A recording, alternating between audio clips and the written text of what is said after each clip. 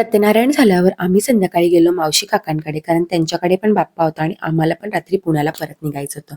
Almost 20-25 दिवस मी नाशिकला राहिली होती. बाप्पांची छान अशी पूजा केली आणि गोड असा माझ्या मावशी काकांचा बाप्पा होता. आज परत जायचं होतं म्हणून आम्ही पण भेटायला आलेलो आणि परत गेल्यावर मला सगळ्यांची फार आठवण तर येणारच होती. आम्ही येणार म्हणून काकांनी स्पेशल अशी दाबेली आणली, मस्तपैकी पोटभर गप्पा मारल्या आणि आम्ही आलो म्हणून लेकजावयाच्या हाताने आरती करावी अशी मावशीची इच्छा होती. आरती झाल्यावर मावशी काकांना बाय केलं आणि आम्ही गेलो पाथर्डी फाट्याच्या राजा बर्गरला. मला फार आवडतो म्हणून हा बर्गर मी खाऊन जाऊ म्हटलं. बर्गर खाल्ल्यावर आम्हाला घरी जात जात फार उशीर झालेला आणि माझी थोडीफार पॅकिंग बाकीच होती, जी माझी शेवटपर्यंत बाकी राहते.